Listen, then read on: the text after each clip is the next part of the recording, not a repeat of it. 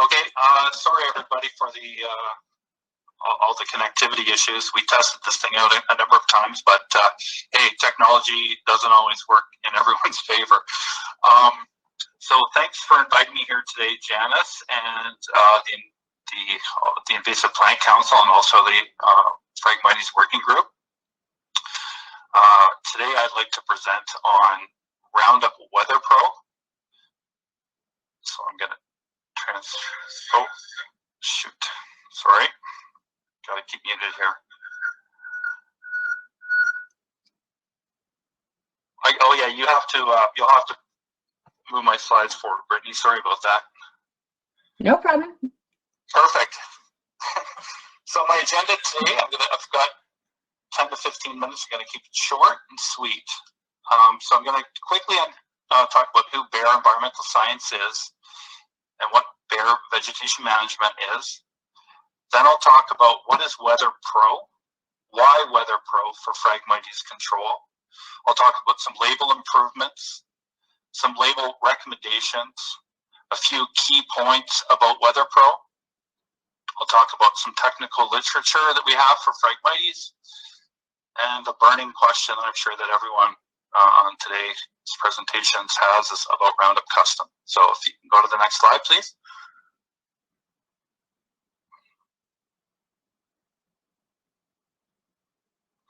All right, so who is Bayer Environmental Science?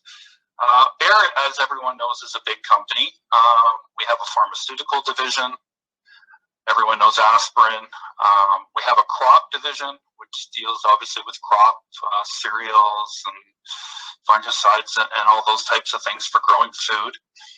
Environmental science is a different division. We deal with some of the things that are listed on the bottom of the slide. So golf courses, lawn care, vegetation management is where I sit. We also deal with pest management, so things like bed bugs, cockroaches in hotels and restaurants and all that creepy crawly stuff. Greenhouses, so growing, ornamental trees, seedlings, saplings, all that stuff, and red peppers, different types of peppers that you eat and stuff, all that stuff, and then also farm hygiene. So we deal with some stuff to do with chicken farms, chicken barns, keeping flies out, and all that stuff. So quite a diverse portfolio. If you can progress the slide ahead, Brittany.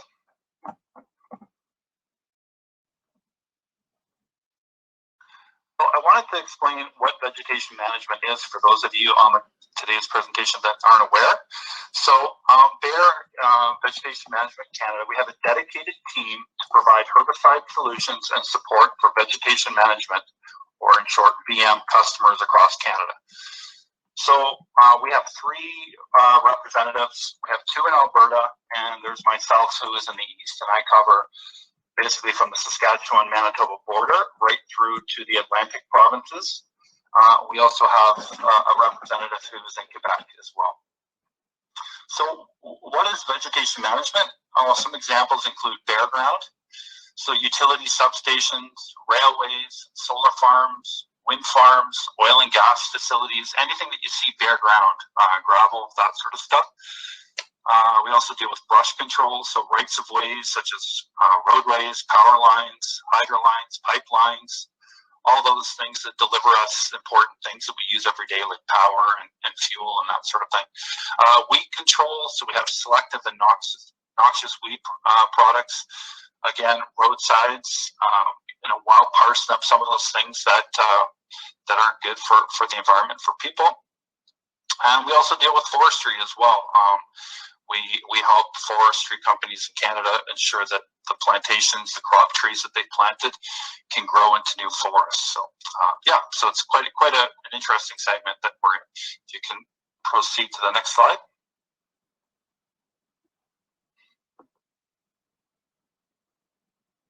All right, I wanted to provide an update today on what is Roundup Weather Pro. So if you can go to the next slide, please.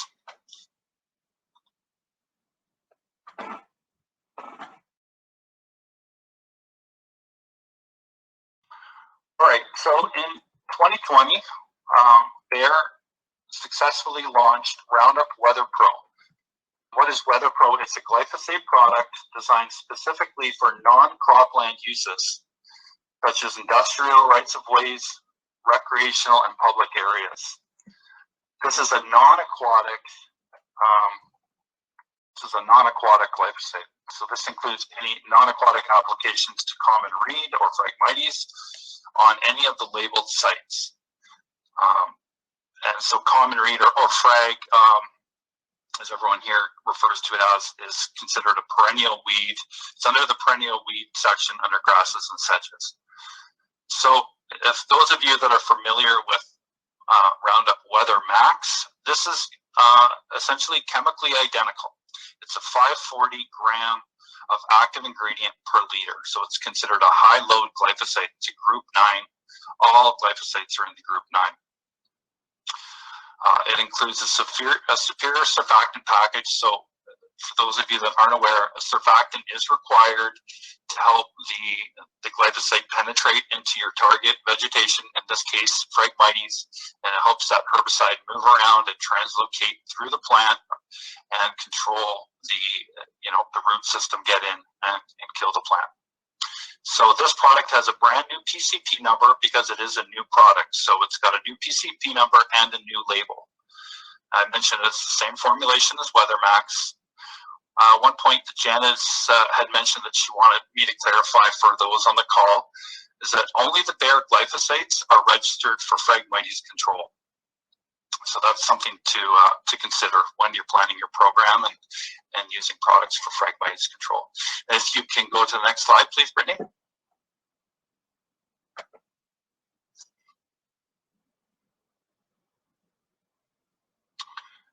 So why Weather Pro? Bayer Environmental Science developed Weather Pro to provide in the field training, technical support, and expertise. We also, by being able, the Vegetation Management group, the group that I'm in, by having our own glyphosate, Weather Pro, because Weather Max is distributed by crop and is represented by crop, we were finding that we weren't able to connect with a lot of people that were doing applications with Weather Max. So we weren't really aware of people who were applying to Phragmites, for example.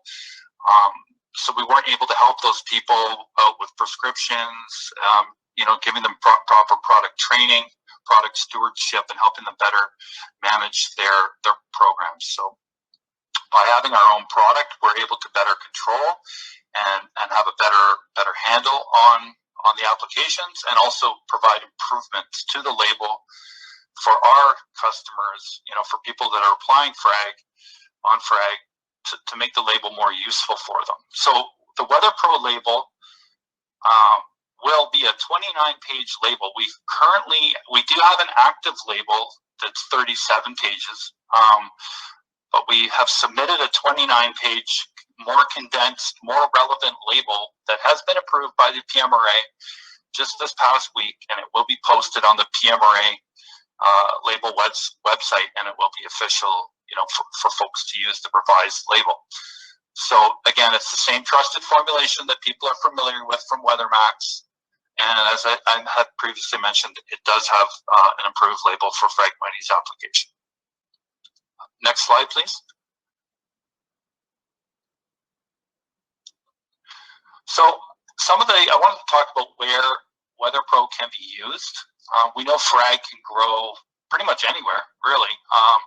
So one of the things when you're picking a product to use, which is, I know for you guys it's a very limited selection, but it's important to understand where this product can be used so that you use it properly and that you're following federal or provincial regulations. So it can be used to control annual and perennial weeds and woody brush and trees listed on the label in non-crop areas such as railroads, pipelines, power and telephone rights-of-way, tank farms, pumping installations, roadsides, storage areas, lumber yards, fence rows, all kinds of sites, right? I mean, and really the majority of Phrag applications that I'm aware of right now would be roadside and some railway applications. So refer to the label for a complete list of approved sites. Next slide, please.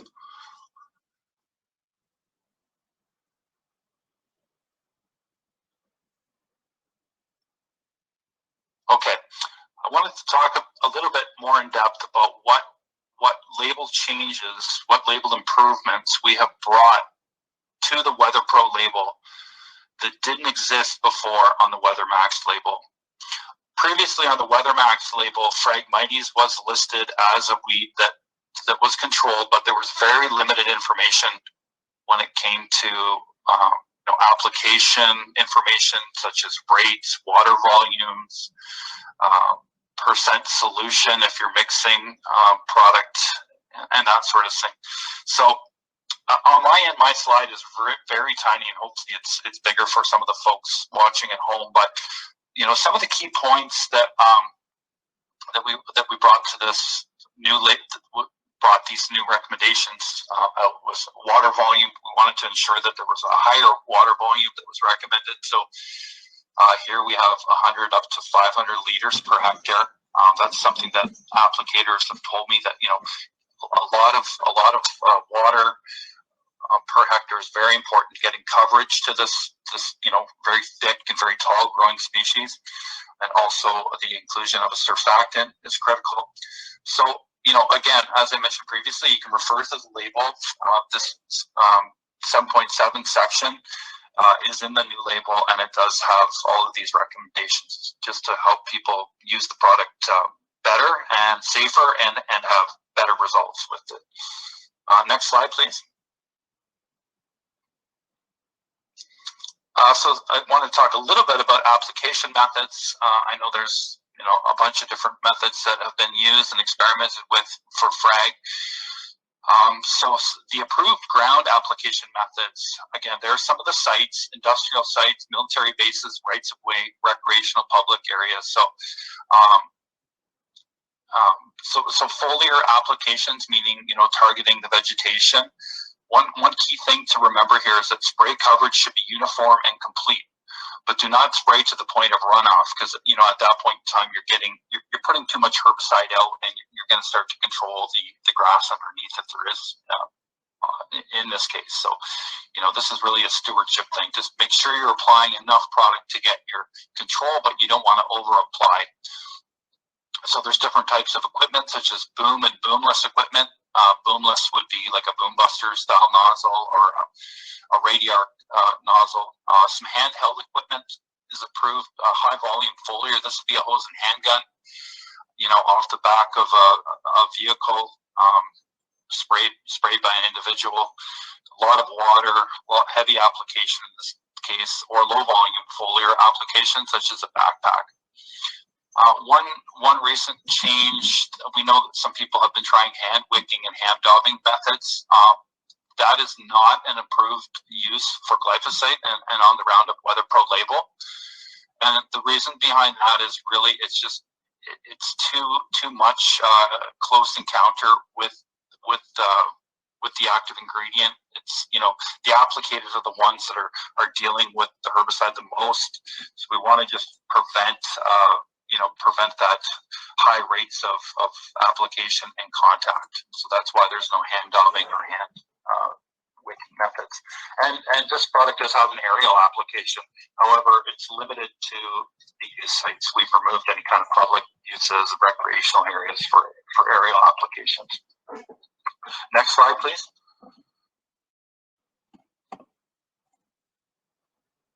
All right, wanted to mention a few key points. So when using WeatherPro, you must review and follow the most current label. So we've heard that many times with all herbicides.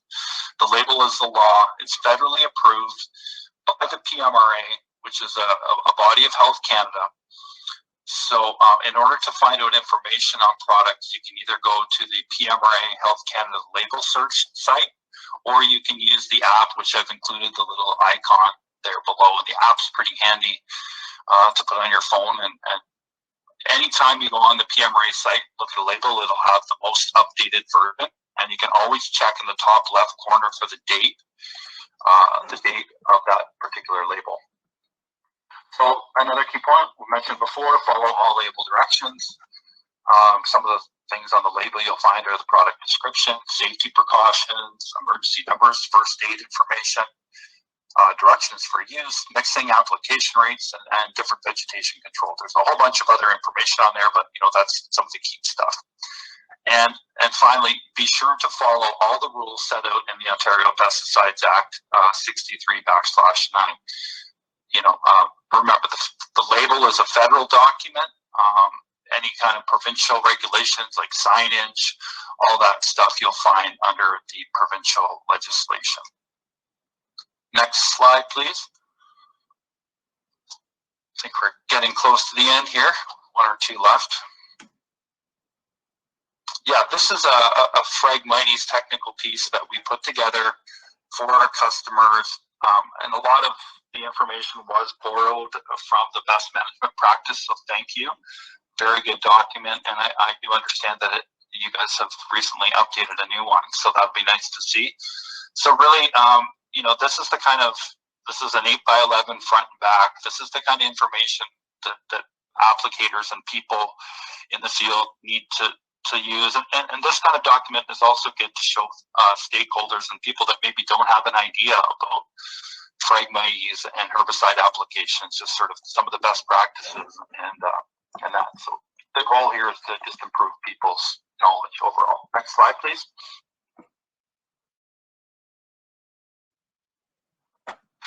Yeah, a lot of people, who are currently buying WeatherMax are probably buying it from a local ag retailer or, someone down the street. WeatherPro will not be available through the ag retail distribution. Bayer deals with two agents in Canada. One of them is Viceris, formerly known as Univar, and Advantage VM. So those are our two agents. They have multiple warehouse locations throughout Ontario and throughout Canada. So anyone planning to use WeatherPro for Phragmites programs, those are the folks that you'll contact to order and buy product. Next slide, please. All right, this is the one I know a lot of people are interested in. And I know in the past few years, Andrew Russell has sort of talked to the group on Roundup Custom emergency use. And I do know in the afternoon, Francine and Eric and others will be discussing the program at Long Point. So I'm not going to get into depth about it. I'll let the experts deal with that. But I just wanted to show a bit of the track record. So in 2016, Bayer, previously Monsanto, did support the research program on Phragmites that was being conducted at Long Point. Bayer has supported the emergency use registration or emergency use application of Roundup Custom each year since 2016. Bayer will continue to support the emergency use registration to control Phragmites in sensitive aquatic habitats. Bayer, obviously, the data that we've seen over the past few years has been very, very positive, and we've had a lot of good discussion with different stakeholders and groups like the Canadian Wildlife Service, etc. So, the results look great. However, I'm sad to say at this point in time, I wish I had better news for everybody on the phone and on the presentation today, but still, Bayer is looking at this product, bringing it to Canada, and a business decision has not yet been made. So that's where Bayer stands currently with regards to Roundup Custom. We realize the desire is there, and we're working to see what we can do to move forward. Next slide, please. I think this should be my wrap-up slide. Okay, yeah, so I haven't, I'm having computer issues here, but let me see if I can see if there's any questions or. Oh, okay, there is a couple here. How are we doing for time, Brittany? You've got a couple minutes if you want to maybe take the top couple of questions and then come back and maybe we can post some other responses into the chat. Okay, I see one. It's DSV listed on the WeatherPro label. DSV, Al, that's dog strangling vine. No, it is not. I don't think it is, Al. That's a good question. I'll have to look. You can pull it up on the PMRA label site and double check. Does WeatherMax Transorb 2 require a surfactant?